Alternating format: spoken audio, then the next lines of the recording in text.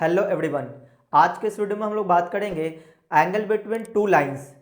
हमें दोनों लाइन का अगर डायरेक्शन कोसाइन दिया हो तो हम लोग उन दोनों के बीच का एंगल कैसे निकालेंगे, हम लोग इस पे बात करेंगे। तो चलिए देखते हैं हम लोग कि अगर लाइन का डायरेक्शन कोसाइन दिया है तो एंगल हम लोग कैसे फाइंड आउट करेंगे। तो angle between two lines when direction cosines are given, direction cosines are given, direction cosine अगर दिया हो तो हम लोग एंगल कैसे निकालेंगे इस पे बात करेंगे। पिछले वीडियो तो हम लोगों ने देखा था कि डायरेक्शन कोसाइन क्या होता है, डायरेक्शन रेशियो क्या होता है, ये सब हम लोग देख चुके हैं। आपको पता होना चाहिए कि अगर मान लो कोई वेक्टर आर वेक्टर है, ठीक है, और इसमें दिया हुआ एक्स आई प्लस वाई जे और प्लस जेड के, ठीक है, तो ये कोई वेक्टर है तो इस वेक्टर का आई जे और के का जो भी कॉफिशिएंट होगा वो एक डायरेक्शन रेशियो होता है। लेकिन इसी आर वेक्टर का अगर हम लोग यूनिट वेक्टर निकाल लें, मतलब इसी आर वेक्टर को इसके मैग्नीट्यूड से डिवाइड कर दें तो इसका यूनिट वेक्टर आ जाएगा जिसको हम लोग आर कैप बोलेंगे। तो यहाँ पे जो यूनिट वेक्टर आएगा इसमें जो आई जे और के का जो कॉफिशिएंट होगा, है ना, इसका जो भी कॉफिशिएंट आएगा यहाँ पे, सही है, तो वो क्या कहलाएगा, वो डायरेक्शन कोसाइन कहलाएगा। ठीक है, तो ये सब हम लोग ऑलरेडी पढ़ चुके हैं। तो आज हम लोग बात करेंगे कि अगर दो स्ट्रेट लाइन का डायरेक्शन कोसाइन दिया हो तो हम लोग उसके बीच का एंगल कैसे निकालेंगे। देखो मान लो कि ये दो स्ट्रेट लाइन है, एक लाइन ये है और एक लाइन ये है। ये लाइन L1 है, ये लाइन L1 है और ये लाइन L2 है। ठीक है, इसके बीच का एंगल हमें चाहिए थीटा। ठीक है, तो कैसे निकालेंगे इस पे बात करते हैं। देखो हमें क्या क्या दिया हुआ है, हमें लाइन फर्स्ट और लाइन सेकंड का डायरेक्शन कोसाइंस दिया हुआ है। ठीक है, इसका डायरेक्शन कोसाइन लिख लेते हैं। डायरेक्शन कोसाइन क्या है, L1 M1 N1। हमने मान लिया कि जो हमारा लाइन फर्स्ट है उसका डायरेक्शन कोसाइन L1 M1 और N1 है, और L2 का है direction cosine L2 M2 and N2। ठीक है, तो ये जो हमारा डायरेक्शन कोसाइन दिया हुआ है इसको हम अगर वेक्टर के फॉर्म में लिखें तो इस लाइन का हमारा वेक्टर आ जाएगा, इस लाइन का वेक्टर आ जाएगा, सही ना। तो ये वेक्टर हम लोग लिख सकते हैं। तो यहाँ पे इसको अल्फा वेक्टर मान लेते हैं, अल्फा वेक्टर। तो अगर इस L1 M1 M1 को अगर हम वेक्टर के फॉर्म में लिखें तो क्या लिखेंगे, ये लिखेंगे L1 आई कैप प्लस M1 जे कैप और प्लस N1 के कैप। ठीक है, तो L1 वेक्टर हमें मिल गया, सही ना, यही हमारा क्या है L1 वेक्टर। अच्छा, L2 वेक्टर को चलो हम बीटा मान लेते हैं ना, बीटा वेक्टर क्या आएगा, इस L2 वेक्टर आ जाएगा, ये L2 वेक्टर आ जाएगा, क्या आ जाएगा, L2 आई कैप प्लस M2 जे कैप प्लस N2 के कैप। तो हमें ये दोनों वेक्टर मिल चुका है। अब इन दोनों वेक्टर के बीच का एंगल निकालना है। तो आपने पढ़ा होगा वेक्टर में कि अगर दो वेक्टर के बीच का एंगल निकालना हो तो आप लोग दो फॉर्मूला पढ़े होंगे। एक तो ये पढ़े हुए cos theta is equal to, अगर वो वेक्टर ए और बी है तो आप पढ़े होंगे A dot B, A vector dot B vector divided by, इसके मैग्नीट्यूड से हम लोग डिवाइड कर देते हैं ना। तो ये था कॉस थीटा का फार्मूला। जबकि साइन थीटा से अगर निकालना हो यानी क्रॉस प्रोडक्ट से अगर निकालना हो तो लिखते थे हम लोग ए क्रॉस बी और इसका magnitude divided by magnitude of A और मैग्नीट्यूड ऑफ बी। ये था हमारा साइन थीटा निकालने का फार्मूला। तो आप दोनों में से कोई भी लगा सकते हो, ठीक है, दोनों का अपना अपना इंपॉर्टेंस है। चलिए, तो हम लोग कॉस थीटा का यूज करके हम लोग इसके बीच का एंगल निकालने की कोशिश करते हैं। तो इसके लिए हमें क्या चाहिए होगा, ए डॉट बी चाहिए होगा। ए डॉट बी बोले तो जो दो वेक्टर होगा उसका डॉट प्रोडक्ट चाहिए होगा। तो यहाँ पे दो वेक्टर कौन है, अल्फा बीटा, अल्फा वेक्टर और बीटा वेक्टर है। तो यहाँ पे बोलेंगे cos theta is equal to क्या आएगा, alpha vector dot beta vector divided by magnitude of alpha vector और मैग्नीट्यूड ऑफ बीटा वेक्टर। ठीक है, तो यहाँ पे अल्फा वेक्टर कौन सा, ये वाला है, यानी L1 आई कैप प्लस M1 जे कैप प्लस N1 के कैप, और इसका डॉट लेंगे हम लोग L2 आई कैप प्लस M2 जे कैप प्लस N2 के कैप। ठीक है, और डिवाइडेड बाय क्या लेंगे, मैग्नीट्यूड ऑफ अल्फा। तो ये वेक्टर दे, इसका मैग्नीट्यूड कैसे निकालेंगे, तो लिखेंगे अंडर रूट आई के कॉफिशिएंट का स्क्वायर यानी L1 का स्क्वायर और जे के कॉफिशिएंट का स्क्वायर और के कॉफिशिएंट का स्क्वायर। ठीक है, अच्छा, अब मैग्नीट्यूड ऑफ बीटा तो इसको भी ऐसे लिखेंगे आई के कोफिशिएंट का स्क्वायर यानी कि L2 का स्क्वायर प्लस M2 का स्क्वायर प्लस N2 का स्क्वायर, तो ये आ गया हमारा कॉस थीटा। ठीक है, अब इसको हम लोग डॉट प्रोडक्ट निकाल लेते हैं। तो डॉट प्रोडक्ट कैसे निकालते हैं दो वेक्टर का, आई का आई के साथ ले लेंगे, है ना, क्योंकि बाकी के साथ तो इसका डॉट जीरो हो जाएगा, तो आई डॉट आई वन हो जाएगा यानी कि L1 L2। देखो आप लोग अगर वेक्टर पढ़े हो तो आपको ये पता होगा, ये हो जाएगा M1 M2 और ये हो जाएगा N1 N2। ठीक है, कि ये क्या बन जाएगा, ये जो अंडर रूट L1 का स्क्वायर M1 का स्क्वायर और N1 का स्क्वायर है, इसकी वैल्यू 1 हो जाएगा। 1 क्यों होगा और इसकी वैल्यू 1 होगा, क्यों होगा, देखो यहाँ पे हमने क्या लिया था, ये डायरेक्शन कोसाइन है, और अगर ये डायरेक्शन कोसाइन है तो हमने पिछले वीडियो में पढ़ा हुआ है कि L square plus M square plus N square is equal to 1, क्योंकि ये यूनिट वेक्टर निकालने के बाद जो आई जे के का जो कोफिशिएंट होता था वही डायरेक्शन कोसाइन होता था, तो यूनिट वेक्टर का मैग्नीट्यूड तो 1 हो जाएगा, इसलिए यहाँ पे इसकी वैल्यू 1 हो जाएगा, इसकी वैल्यू 1 हो गया। तो फाइनली हमारे सामने कॉस थीटा कितना आया, कॉस थीटा की वैल्यू आ गया L1 L2 plus M1 M2 plus N1 N2, sorry N1 N2, ये आ गया हमारा फॉर्मूला किसका, कॉस थीटा का। इसका मतलब ये हुआ कि अगर दो लाइन का डायरेक्शन कोसाइन दिया हुआ है ना, तो हम लोग क्या करेंगे, इसके कॉरस्पॉन्डिंग एल का प्रोडक्ट लेंगे प्लस एम का प्रोडक्ट और एन का प्रोडक्ट और सबको ऐड कर देंगे, तो जो वैल्यू आएगा वो कॉस थीटा के बराबर होगा। ठीक है ना, और फिर यहाँ से हम लोग थीटा निकाल लेंगे। तो उम्मीद आपको ये समझ में आया होगा। तो अब हम लोग ये देखेंगे कि अगर मान लो कि थीटा की वैल्यू 90 डिग्री हो जाए, अगर थीटा 90 हो गया तो मतलब ये दोनों लाइन परपेंडिकुलर होगा, तो एक परपेंडिकुलर कंडीशन मिल जाएगा। ठीक है, तो देखो यहाँ पे हम लोग ये लिख सकते हैं कि अगर हम लोग थीटा की जगह 90 कर दें तो मैं इस वाले पार्ट को मिटा देता हूँ। ठीक है, अभी हम लोग साइन थीटा का भी यूज करेंगे क्योंकि इसका भी एक अपना इंपॉर्टेंस है। देखो हम लोग ले लें क्या कि if theta is equal to 90 degree then line is perpendicular. तो लाइन कैसा हो जाएगा, परपेंडिकुलर होगा। तो इसका मतलब ये हुआ कि अगर यहाँ पे cos 90 कर दें और हम लोगों ने थीटा की जगह 90 रख दें तो क्या निकाले थे, L1 L2 plus M1 M2 plus N1 N2। तो cos 90 जीरो होता है, इसका मतलब ये हुआ कि L1 L2 प्लस M1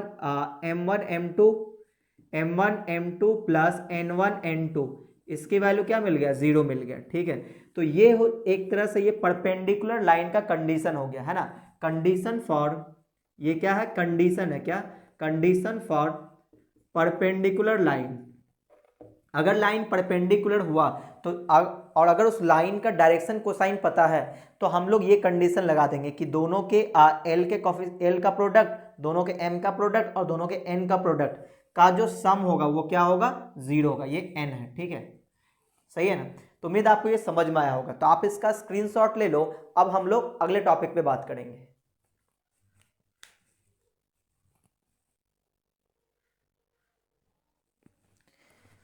तो अब देखो, अब हम लोग इसी लाइन का एंगल निकाल लेंगे एक बार साइन थीटा का यूज करके। अब आप बोलोगे सर साइन थीटा का यूज करके निकालने की क्या जरूरत है, जब ये निकल ही चुका है। तो वहां से मैं एक पैरेलल लाइन कंडीशन निकालेंगे, क्योंकि यहाँ पे अगर हम पैरेलल लाइन कंडीशन निकालें तो क्या मिलेगा वो सुनना। अगर ये लाइन पैरेलल हुआ तो थीटा क्या हो जाएगा, जीरो हो जाएगा। दोनों के बीच का एंगल कितना होगा, जीरो। और अगर हम यहाँ पे जीरो रख दे तो cos 0 1 होगा। तो L1 L2 plus M1 M2 plus N1 N2 की वैल्यू क्या आ जाएगा, जीरो आ जाएगा, सॉरी 1 आ जाएगा। और इससे ये रिजल्ट ज़्यादा यूज में नहीं आता है। जैसे ये देखो, ये रिजल्ट बहुत ज़्यादा यूज में आता है कब, अगर लाइन परपेंडिकुलर हुआ तो हम लोग बोलते हैं L1 L2 M1 M2 N1 N2 बराबर जीरो, ऐसा हम लोग बोलते हैं। और जो पैरेलल लाइन कंडीशन होता है वो साइन थीटा का यूज करके जब हम निकालते हैं तो वो वाला कंडीशन ज़्यादा यूज में आता है। तो इसलिए मैं आपको साइन थीटा से बनाकर दिखाता हूँ, ठीक है ना। चलिए, तो मैं इसको मिटा दूँ। तो अल्फा बीटा तो हमें पता ही है। अब हम लोग निकालेंगे यहां से साइन थीटा और देखेंगे क्या आता है। हालांकि ये सब चीज आप लोग वेक्टर में भी पढ़ चुके हो।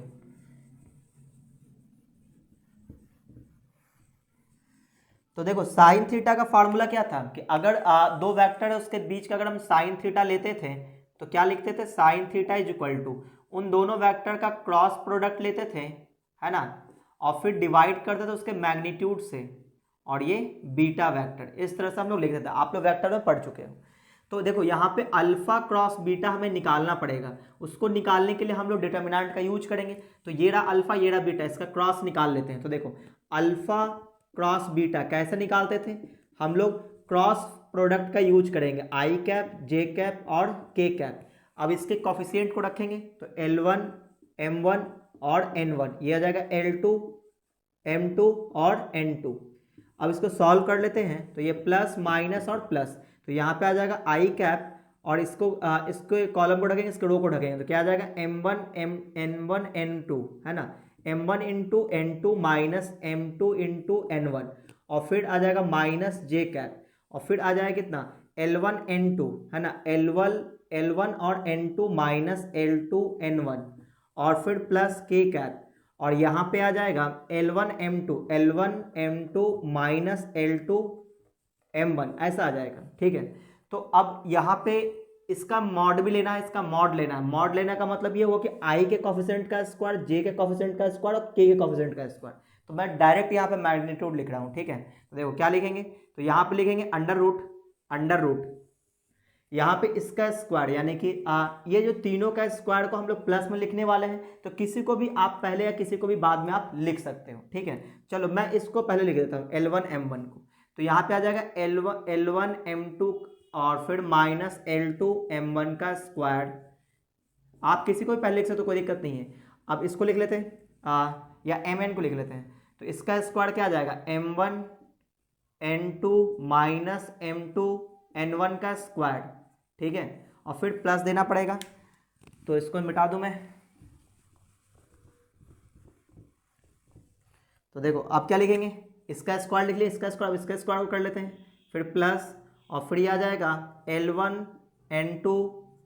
N2 माइनस L2 N1, इसका स्क्वायर आ जाएगा। ठीक है, और डिवाइडेड बाई, और ये अल्फा का मैग्नीट्यूड और बीटा का मैग्नीट्यूड तो 1 हो जाएगा, क्योंकि ये क्या है, ये यूनिट वेक्टर है। यूनिट वेक्टर है तभी तो आई जे के कॉफिशिएंट को हम लोग डायरेक्शन कोसाइन बोलेंगे। तो इसका मैग्नीट्यूड 1, इसका मैग्नीट्यूड 1, तो लिखने की जरूरत नहीं है। तो ऊपर में क्या आ गया, इतना आ गया, तो ये आ गया साइन थीटा का वैल्यू। यानी कि इस फॉर्मूले का यूज करके भी हम लोग थीटा निकाल सकते हैं, लेकिन थोड़ा ये कॉम्प्लिकेटेड फॉर्मूला है, तो उससे बेहतर हम लोग कॉस थीटा वाला यूज करते हैं। अब देखो इसका यूज कहाँ पे वो सुनना।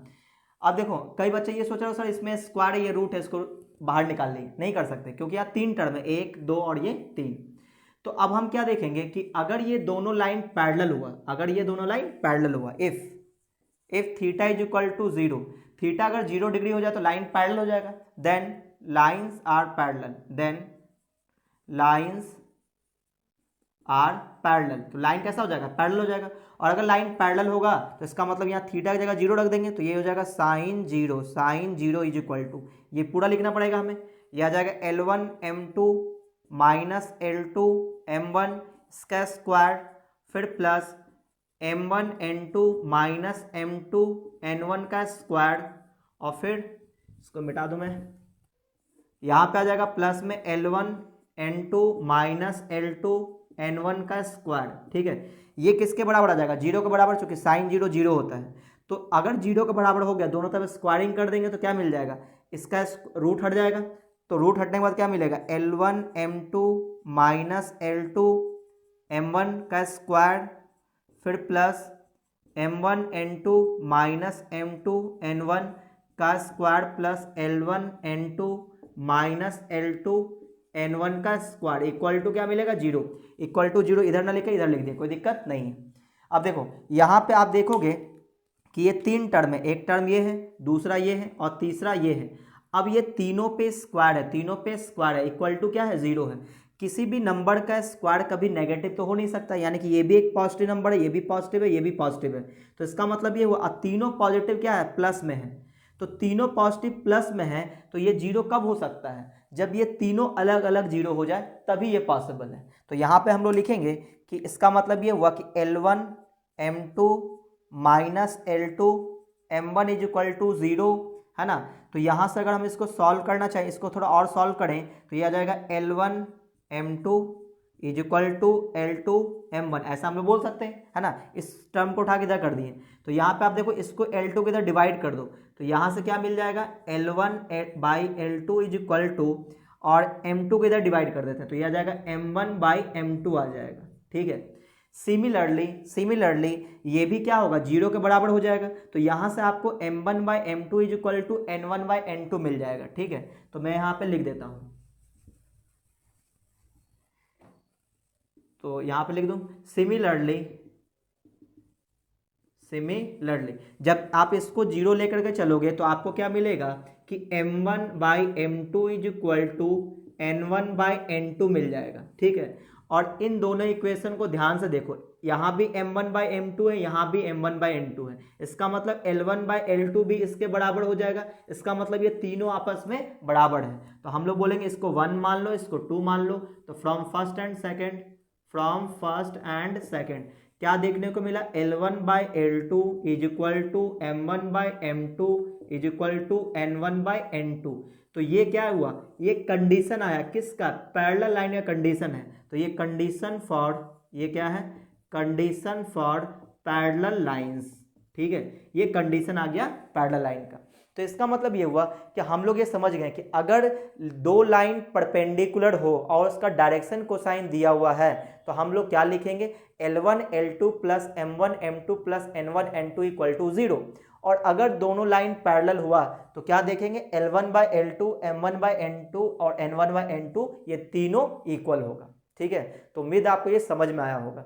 तो अब हम लोग बात करेंगे कि अगर डायरेक्शन कोसाइन ना दे करके डायरेक्शन रेशियो दिया रहे तो हम लोग एंगल कैसे निकालेंगे। ठीक है ना, तो अब हम लोग इस पे बात करेंगे। तो आप इसका स्क्रीनशॉट ले लो, हम लोग अगले टॉपिक पे बात करेंगे।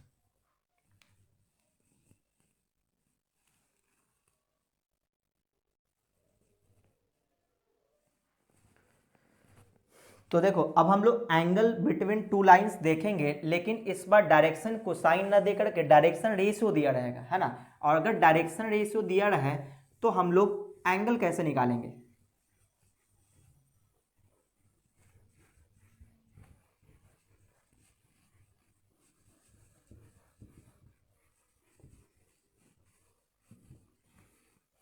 देखो इस बार डायरेक्शन कोसाइन नहीं दिया है ना, इस बार डायरेक्शन कोसाइन ना दे करके डायरेक्शन रेशियो दिया रहेगा। डायरेक्शन रेशियो क्या है, A1 B1 और C1 है ना, ABC से डिनोट करते हैं।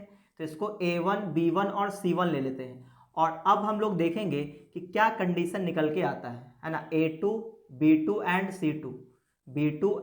C2 तो इस बार क्या है, दोनों लाइन का डायरेक्शन कोसाइन दिया हुआ है, ठीक, सॉरी डायरेक्शन रेशियोज दिया हुआ है।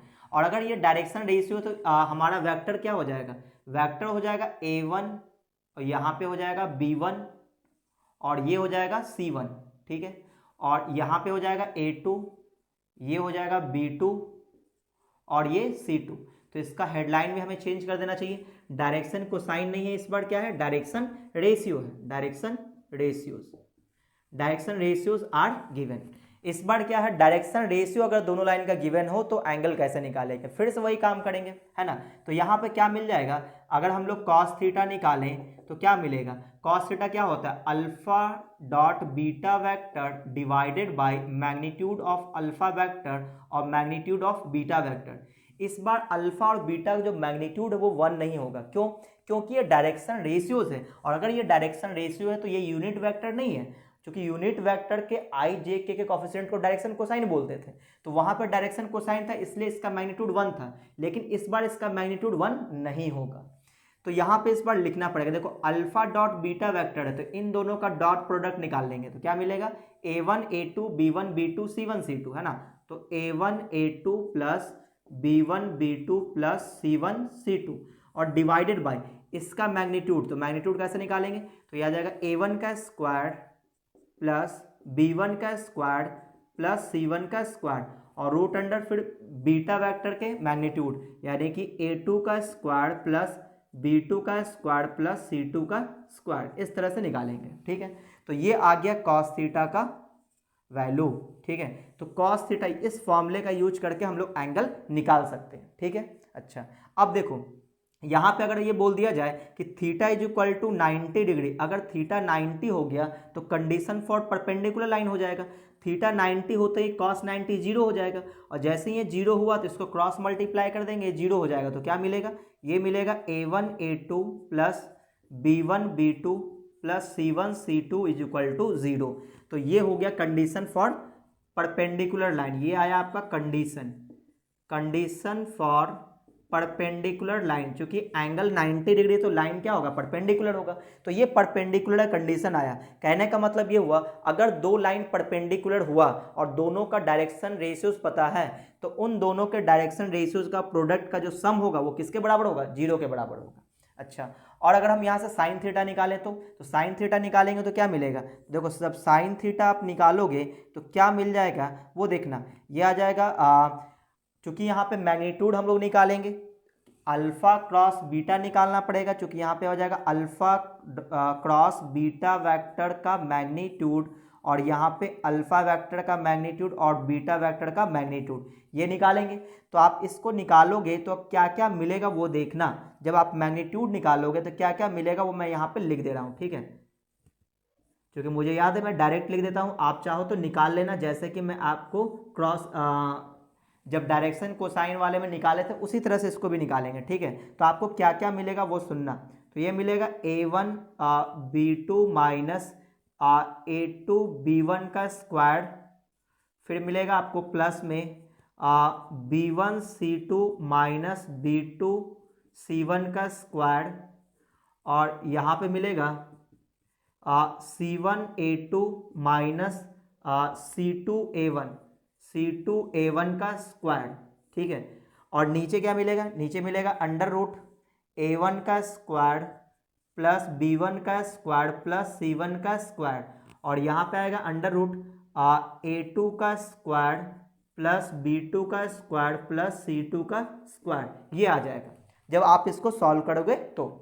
अच्छा, अब ये तो आ गया, इसके बाद क्या करेंगे, अब यहाँ पे देखो ये जो थीटा की जगह अगर हम लोग 0 रख दें तो मतलब कि ये लाइन पैरेलल हो जाएगा, और अगर लाइन पैरेलल हुआ तो क्या होगा, है ना, तो यहाँ पे लिखेंगे if theta is equal to 0 degree, अगर यहाँ पे थीटा 0 रख दें तो साइन 0 0 हो जाएगा, तो ये क्रॉस मल्टीप्लाई कर देंगे 0 हो जाएगा, फिर दोनों तरफ स्क्वायरिंग कर देंगे, इसका रूट हट जाएगा, तो आपको क्या दिखेगा, आपको ऐसा दिखेगा a1 b2 minus a2 b1 का स्क्वायर, फिर प्लस, फिर b1 c2 minus b2 c1 का स्क्वायर प्लस, फिर c1 a2 minus c2 a1 का स्क्वायर इक्वल टू क्या मिलेगा, 0।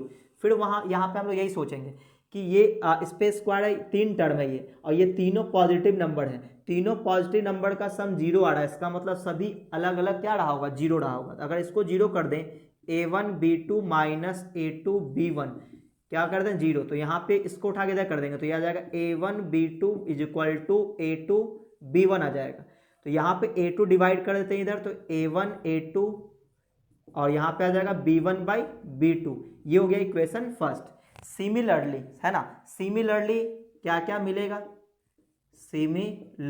सिमिलरली आपको क्या दिखेगा, जब इसको 0 करेंगे तो क्या क्या मिल जाएगा यहाँ से कि b1 by b2 is equal to c1 by c2 मिल जाएगा, ठीक है। और जैसे ही ये मिला तो हम लोग क्या बोलेंगे, इक्वेशन 2, तो ये दोनों इक्वेशन को आप ध्यान से देखो कि a1 by a2 b1 by b2 और c1 बाई c2 तीनों बराबर हो गया, तो यहाँ पे लिख लेते हैं, चलो मैं यहाँ पे लिख देता हूँ, ठीक है। तो यहाँ पे मैं लिख देता हूँ कि क्या लिखेंगे, a1 by a2 is equal to b1 by b2 equal to c1 by c2, ये क्या है, कंडीशन फॉर पैरेलल लाइन, है ना, पैरेलल लाइंस। अगर लाइन पैरेलल हुआ तो उन दोनों लाइन का जो डायरेक्शन रेशियोज का जो रेशियो होगा वो सभी इक्वल होगा। तो उम्मीद आपको ये समझ में आया होगा। तो इसी कॉन्सेप्ट का यूज करते हुए हम लोग आगे के क्वेश्चंस करने वाले हैं, ठीक है ना। तो आप इसका स्क्रीनशॉट ले लो, हम लोग अगले क्वेश्चन स्टार्ट करते हैं।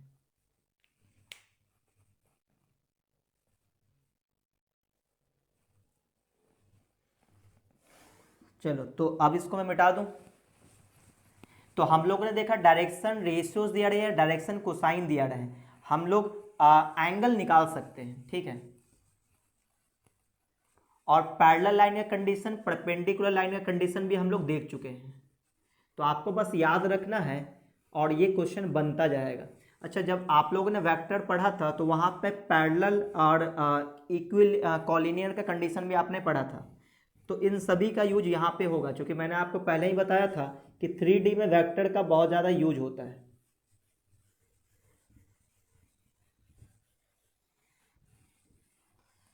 तो अब देखो हम लोगों ने अभी भी क्या क्या पढ़ा कि अगर मान लो कि डायरेक्शन कोसाइन दिया हुआ है ना, डायरेक्शन कोसाइन दिया हुआ है, तो पहली चीज़ें तो ये कि कॉस थीटा आपको निकालना पड़ेगा कैसे, L1 L2 plus M1 M2 plus N1 N2 equal to नहीं, ये तो हो गया कंडीशन, तो ये आया कॉस थीटा की वैल्यू, ठीक है।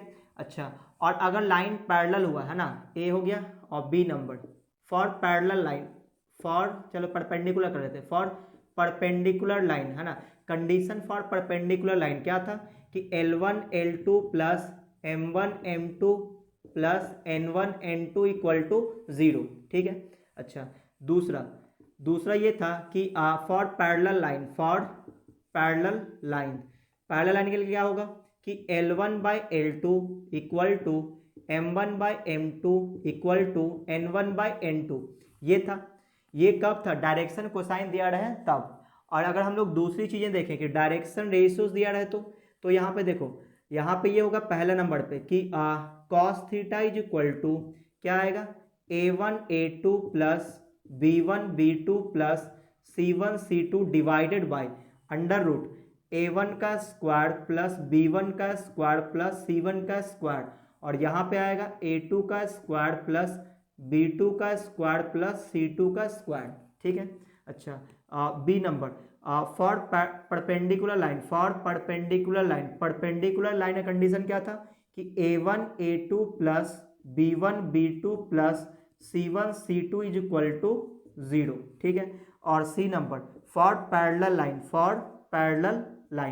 पैरेलल लाइन क्या कंडीशन था कि A1 by A2 is equal to B1 by B2 is equal to C1 by C2, ठीक है। ये सब अभी हम लोग पढ़ चुके हैं।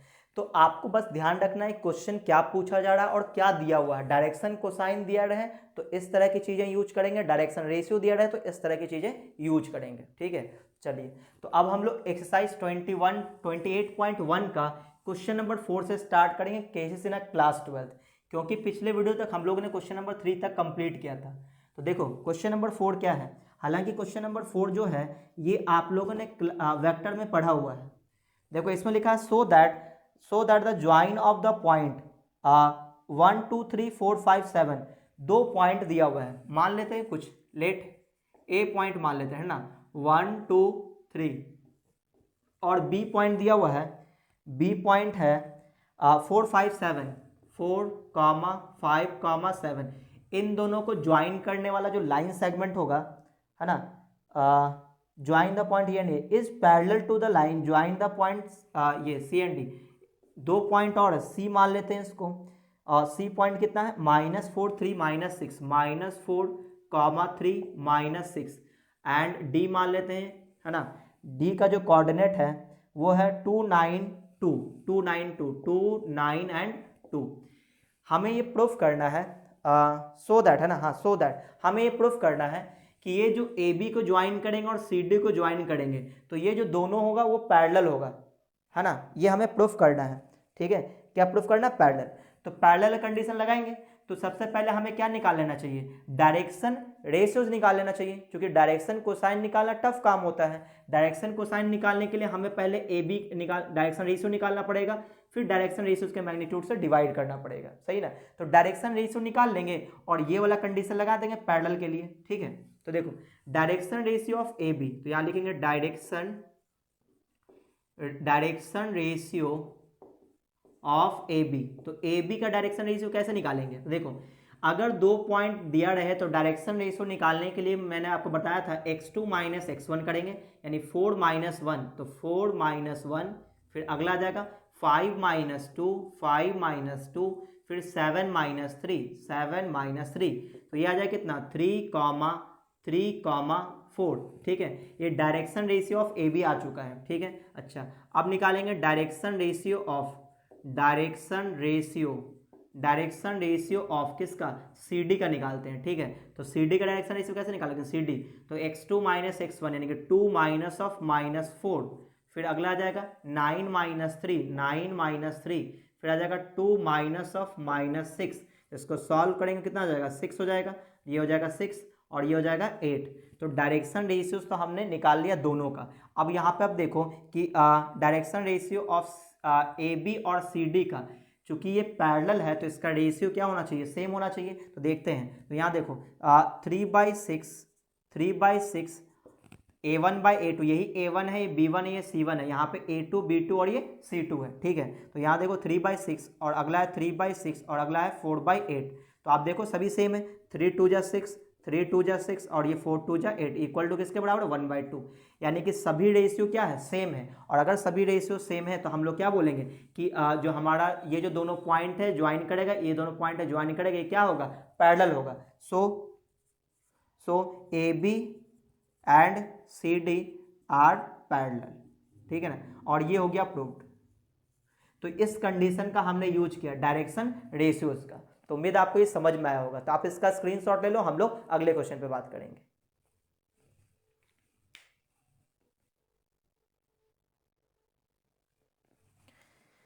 तो अब देखो यहाँ पे ये 4 का पहला क्वेश्चन था। 4 में 2 क्वेश्चन है, तो ये एक्चुअली में 4 का पहला क्वेश्चन था, ठीक है ना। आप लोग लिख लेना, ये 4 का फर्स्ट क्वेश्चन है। अब इसका जो सेकंड क्वेश्चन है वो देखो, तो मैं इसको मिटा दूं।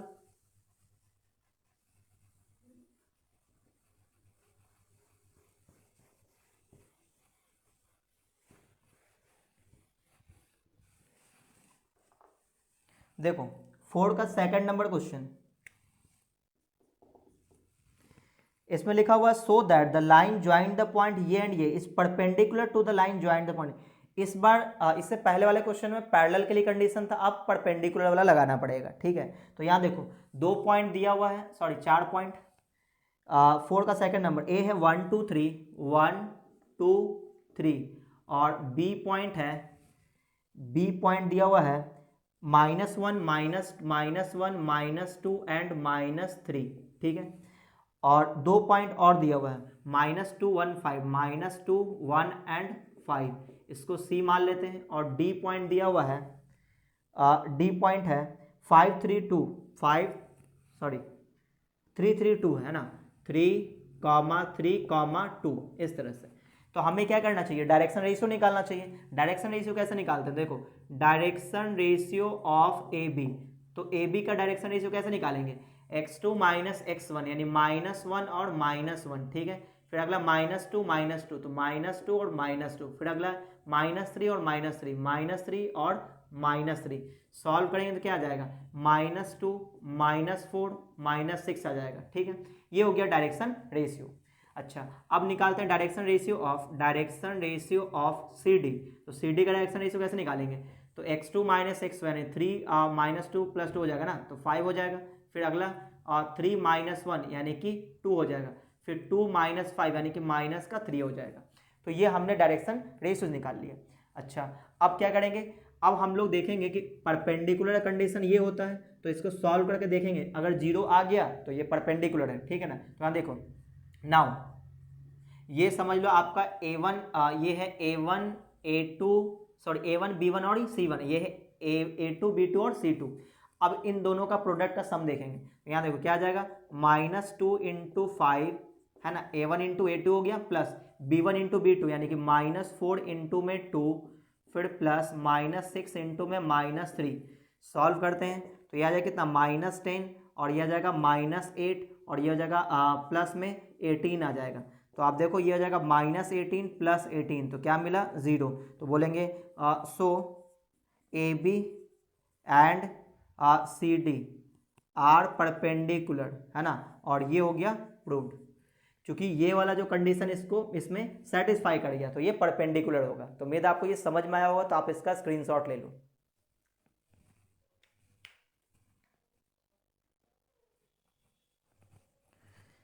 तो अब हम लोग अगले क्वेश्चन में बात करते हैं, यानी क्वेश्चन नंबर 5 में।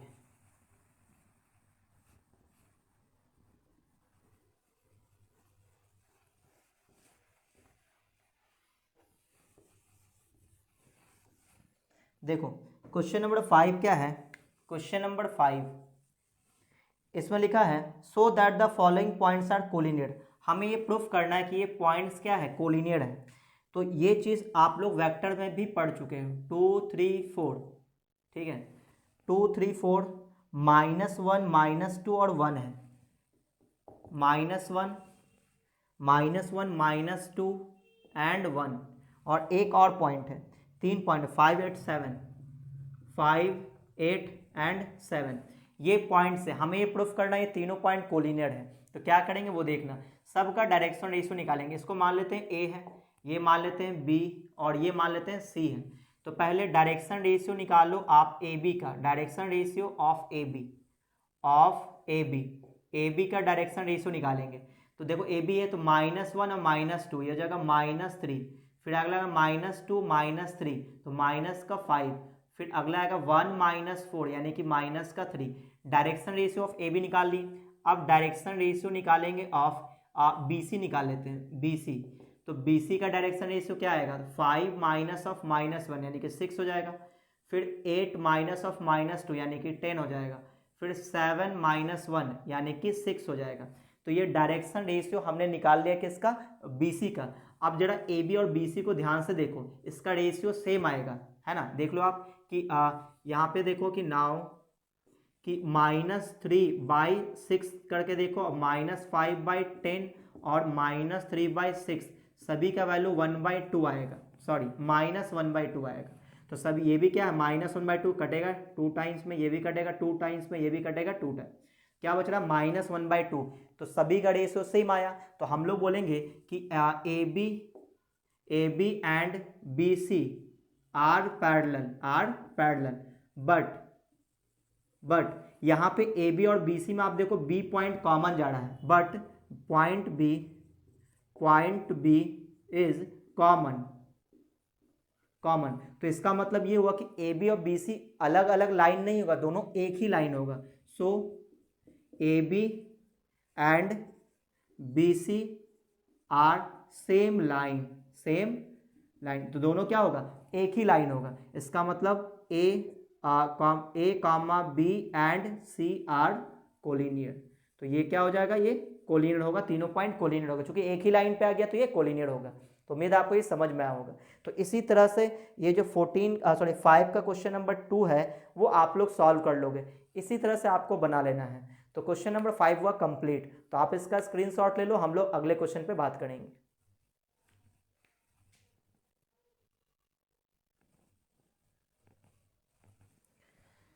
तो अब देखो क्वेश्चन नंबर 6। तो 2 पॉइंट दिए रहे हैं, तो डायरेक्शन रेशियो कैसे निकालते हैं, है ना, x2 - x1, फिर y2 - y1 और z2 - z1। इसी को हम लोग ABC बोलते हैं। अब देखो क्वेश्चन नंबर 6 में find the direction cosine of the side of the triangle whose vertices are इतना, है ना। ट्रायंगल का तीनों वर्टेक्स दे रखा है। तो एक रफ फोटो बना लेते हैं, A B and C, ABC, और इसका वर्टिसेस दे रखा है 6, 5 - 4, 6, 5 - 4, और दूसरा वर्टेक्स -1, 1 एंड 2, और तीसरा वर्टेक्स है -5 एंड -2, -5 एंड -2। ये तीनों वर्टिसेस दे रखा है। हमें सभी साइड्स का डायरेक्शन कोसाइन निकालना है, डायरेक्शन रेशियो नहीं, डायरेक्शन कोसाइन निकालना है। तो इसमें थोड़ा काम हमें ज़्यादा करना पड़ेगा, ठीक है। तो इसके लिए हमें स्पेस चाहिए होगा, तो मैं इसको मिटा दूँ।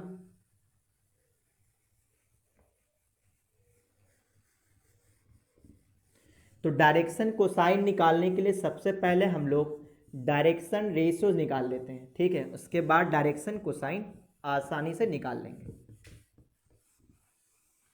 तो देखो डायरेक्शन कोसाइन निकालने के लिए अगर डायरेक्शन रेशियो पता हो, डायरेक्शन कोसाइन निकाल सकते हैं। जैसे मान लो कि अगर आपके पास डायरेक्शन रेशियो है A B एंड C, ये डायरेक्शन रेशियो है, तो डायरेक्शन कोसाइन कैसे निकालेगा, तो L = हो जाएगा A/√A² plus B² plus C², और M = हो जाएगा B/√, यही सेम चीज़ है, A² plus B² plus C², और n = हो जाएगा C/√A² plus B² plus C²। इस तरह से हम लोग डायरेक्शन कोसाइन निकालते हैं अगर डायरेक्शन रेशियो गिवन हो। तो सभी साइड का डायरेक्शन रेशियो निकाल लेते हैं। तो देखो यहाँ पे लिख लेते हैं डायरेक्शन रेशियो ऑफ AB। तो AB का डायरेक्शन रेशियो कैसे निकालेंगे, तो -1 -6 तो क्या आ जाएगा, माइनस का 7 आ जाएगा, ठीक है। फिर 1 -5 तो माइनस का 4 आ जाएगा। फिर आ जाएगा 2 -4, 2 माइनस ऑफ -4 यानी कि 6 हो जाएगा। तो ये डायरेक्शन रेशियो आ गया किसका, ए बी का डायरेक्शन रेशियो आ गया। एक बार हम लोग पॉइंट चेक कर लेते हैं। 3 5 -4 है, अच्छा 3 5 -4 है, हमने 6 लिख दिया, तो यहाँ पे आप 3 कर लेना। 3 5 -4 है, 6 नंबर क्वेश्चन में ए वर्टेक्स है 3 5 -4, ठीक है। अगला है -1 1 एंड 2, और अगला है -5 एंड 2। अब सही है, तो देखो -1 -3 है ना, तो कितना आ जाएगा, माइनस का 4 हो जाएगा, ठीक है। फिर अगला 1 -5 तो ये माइनस का 4 हो जाएगा। फिर 2 माइनस ऑफ -4 यानी कि प्लस का 6 हो जाएगा। तो direction ratio of A B आ गया।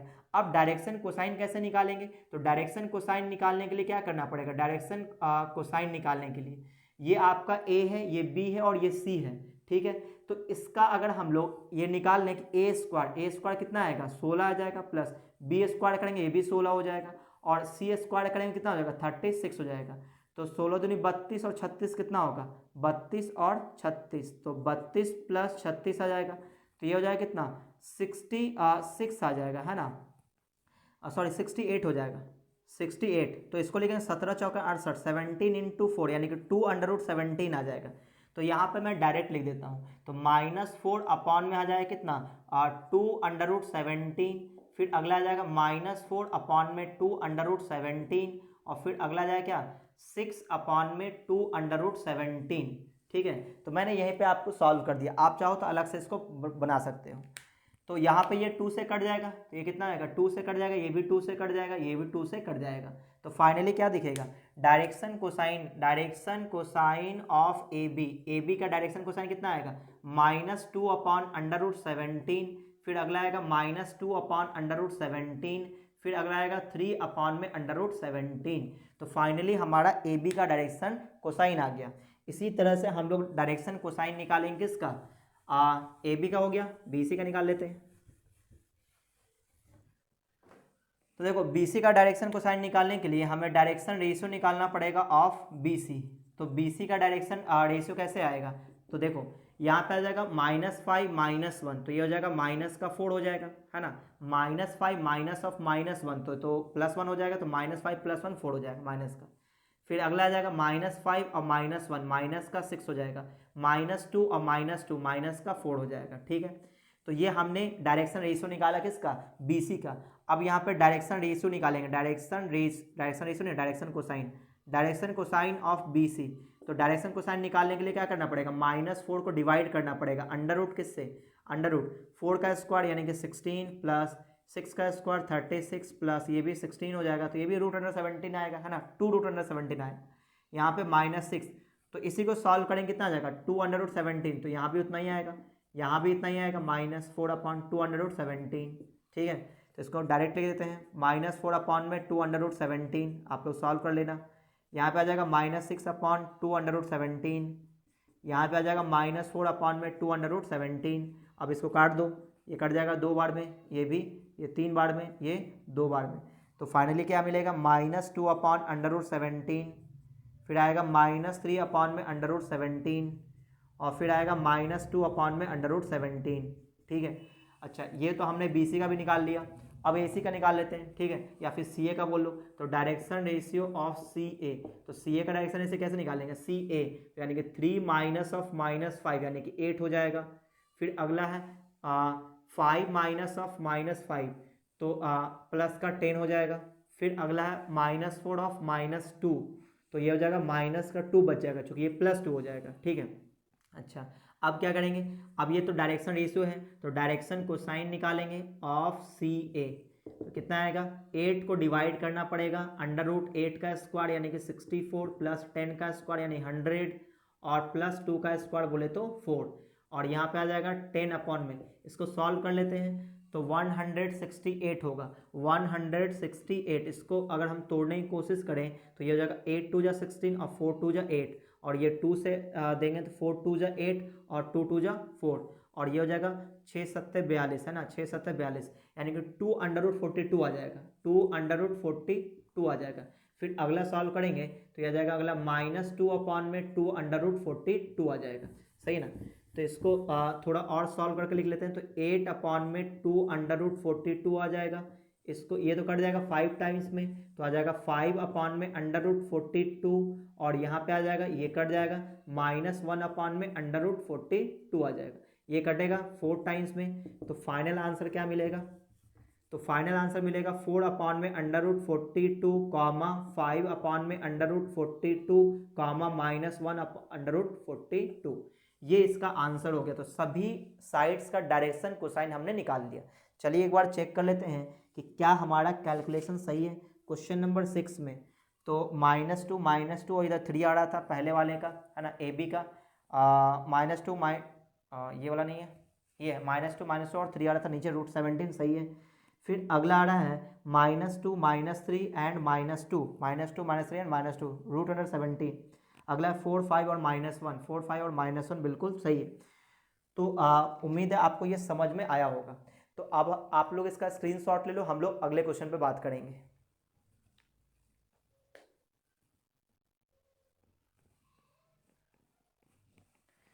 तो आप देखो क्वेश्चन नंबर 7। तो यहाँ पे आपने देखा कि 2 पॉइंट दिया है, तो हम लोग डायरेक्शन रेशियोज भी निकाल सकते हैं, डायरेक्शन कोसाइन भी निकाल सकते हैं, है ना, कोई प्रॉब्लम नहीं है।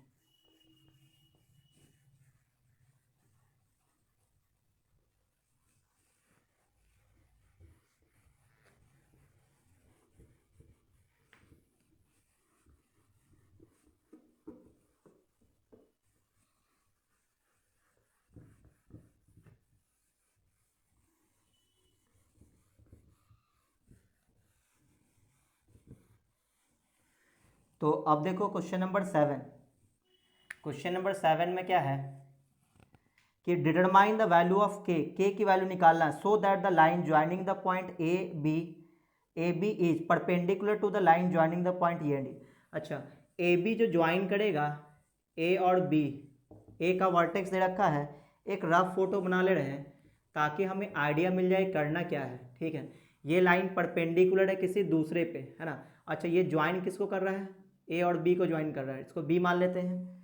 अब वो पॉइंट कितना है, 2 0 और 2K है, और ये ज्वाइन कर रहा सी डी पे परपेंडिकुलर है, इसको डी मान लेते हैं। और सी का जो कोऑर्डिनेट है 4 2K 1 है, 4 2K 1, और डी जो पॉइंट है वो दिया हुआ है 2 3 2 2 3 एंड 2। हमें ये बोला कि के की वैल्यू आप बताइए ताकि ये जो ए बी है ये सी डी पे परपेंडिकुलर हो। तो हम लोग क्या करेंगे, परपेंडिकुलर का कंडीशन लगाएंगे। क्या कंडीशन था कि अगर दोनों लाइन का डायरेक्शन रेशियो पता हो तो दोनों लाइन के डायरेक्शन रेशियो का प्रोडक्ट का जो सम होता था वो 0 के बराबर होता था, ठीक है। ये कंडीशन होता था A1 A2 plus B1 B2 plus C1 C2 बराबर 0। तो इस कंडीशन को हम लेके चलेंगे। तो पहले हमें A1 B1 C1 निकालना पड़ेगा। वो क्या होता है, डायरेक्शन रेशियो होता है किसका, ए बी का। तो ए बी का डायरेक्शन रेशियो हम लोग निकाल लेते हैं, ठीक है। तो लिखेंगे direction ratio of A B, है ना, ए बी का। तो कैसे निकालेंगे, x2 माइनस x1 यानी 2 माइनस के कर लेंगे। तो यहाँ लिखेंगे 2 माइनस के कॉमा 0 माइनस 1 यानी कि -1 हो जाएगा। फिर अगला 2K माइनस ऑफ -1 तो +1 हो जाएगा, तो 2K + 1 हो जाएगा। अच्छा, अब निकालेंगे डायरेक्शन रेशियो ऑफ किसका, CD का, ऑफ CD। तो इसका डायरेक्शन रेशियो निकालते हैं। तो 2 माइनस 4 यानी कि -2 हो जाएगा। फिर 3 माइनस 2K 3 माइनस 2K और फिर लिखेंगे 2 माइनस 1 यानी कि 1 हो जाएगा। अब इन दोनों का प्रोडक्ट का सम कितना लेकर चलेंगे, 0। तो चूंकि A B is perpendicular to C D, इसलिए क्या बोलेंगे, इसका A1 इसका A2, है ना, दोनों का प्रोडक्ट लेंगे तो -2 माइनस के और इनटू में -2 फिर प्लस, फिर इन दोनों का प्रोडक्ट तो यह आ जाएगा -1 और इनटू में 3 माइनस 2K फिर प्लस इन दोनों का प्रोडक्ट यानी 1 इंटू 2K + 1 इक्वल टू क्या लेकर चलेंगे, इक्वल टू 0 लेकर के चलेंगे। सॉल्व कर देंगे, K की वैल्यू आ जाएगा। तो इसको मल्टीप्लाई करेंगे तो -4 प्लस का 2K, इसको मल्टीप्लाई करेंगे -3 प्लस 2K, इसको मल्टीप्लाई करेंगे 2k + 1 इक्वल टू 0। के वाले को एक साथ कर लेंगे 2k और 2k, तो ये हो जाएगा 6k -4 -3 -7 और +1, तो -6 = 0, यानी कि 6k = 6, तो k = कितना आएगा 1। तो ये हो गया इसका आंसर। तो उम्मीद आपको ये समझ में आया होगा। तो एक बार चेक कर लेते हैं क्या हमारा कैलकुलेशन सही है क्वेश्चन नंबर 7 का। तो ये बिल्कुल सही है। अब हम लोग बात करते हैं क्वेश्चन नंबर 8 पे। तो आप इसका स्क्रीनशॉट ले लो, हम लोग क्वेश्चन नंबर 8 करेंगे।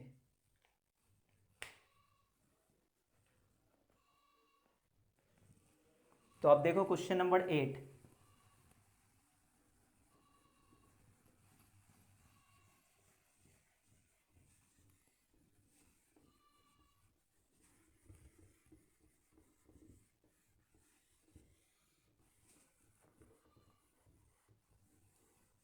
देखो क्वेश्चन नंबर 8 में क्या है, determine the value of K, determine the value of X and Y so that the line joining the point A and A is parallel to the line joining.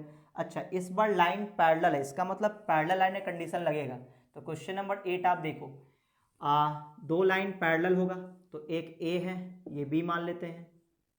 इन दोनों का coordinate दे रखा है। ए का coordinate है x3 1, x, 3, 1, और B का coordinate है 1 1 and -2, 1 1 and -2, ठीक है। और दो पॉइंट और है, दो लाइन और, सॉरी दो पॉइंट है ना जो ज्वाइन करेगा सी और डी को, तो ये सी है और ये डी है, ठीक है। अच्छा, इसका भी कोऑर्डिनेट दे रखा है 2 5 3, 2 5 3, और इसका कोऑर्डिनेट है -4 y और -6। ये दोनों का दोनों लाइन में दो दो पॉइंट दे रखा है। अब ये दोनों पैरेलल है, तो हमें x y की वैल्यू निकालना। तो पैरेलल वाला कंडीशन क्या होता है कि a1/a2 = b1/b2 = c1/c2, ये कंडीशन होता है पैरेलल लाइन का। तो आखिर a1 a2 a1 b1 c1 ये सब निकालेंगे तभी तो a1 b1 c1 क्या होगा, ab का डायरेक्शन रेशियो होगा। तो यहाँ पे लिखेंगे डायरेक्शन रेशियो ऑफ ab, ठीक है। तो क्या क्या आएगा, तो x2 - x1 यानी कि 1 - x, फिर अगला आएगा 1 - 3, 1 - 3 -2 हो जाएगा, -2 -1 तो आ जाएगा -3। अब direction ratio of C D निकालेंगे, है ना। Direction ratio of C D क्या आएगा, -4 -2 तो -6 हो जाएगा, फिर 4 -5 तो -1 आएगा, फिर अगला है -6 -3 तो -9 हो जाएगा।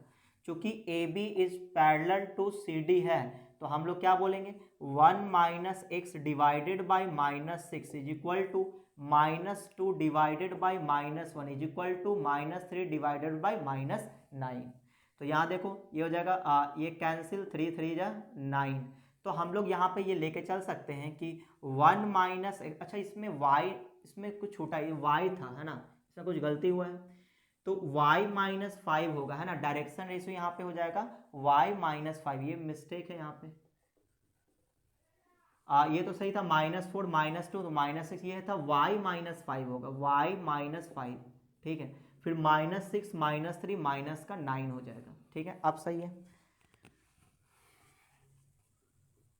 तो अब देखो क्या लिखना पड़ेगा यहाँ पे, इस इन दोनों का रेशियो, फिर इन दोनों का रेशियो -2 अपॉन में y -5 is equal to -3 upon में -9। तो अब देखो ये माइनस से माइनस कट जाएगा और 3 3 जा 9, तो यहाँ पे 3 आ गया।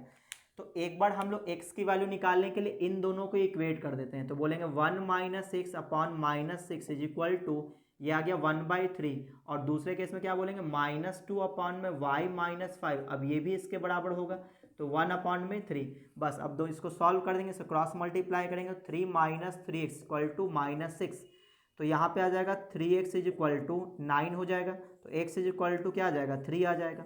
अच्छा, यहाँ से निकालेंगे इसको क्रॉस मल्टीप्लाई, तो -6 इज इक्वल टू y -5, तो y की वैल्यू कितना आ जाएगा -1, ठीक है। और ये इसका हो गया आंसर, यानी x y दोनों हमने निकाला, x की वैल्यू 3, y की वैल्यू -1। चेक कर लेते हैं क्वेश्चन नंबर 8। तो क्वेश्चन नंबर x की वैल्यू 3, y की वैल्यू -1, बिल्कुल सही है। तो उम्मीद है आपको ये समझ में आया होगा। तो आज के वीडियो को हम लोग यहीं पे रोकते हैं। अगर आपको ये वीडियो अच्छा लगा तो वीडियो को आप लाइक कर दें, अपने दोस्तों में शेयर कर दें, और अगर आप चैनल में पहली बार आए हो तो चैनल को सब्सक्राइब करके बेल आइकन जरूर दबा दें, ताकि जैसे मैं कोई नया वीडियो डालूंगा आपको नोटिफिकेशन मिल जाएगा।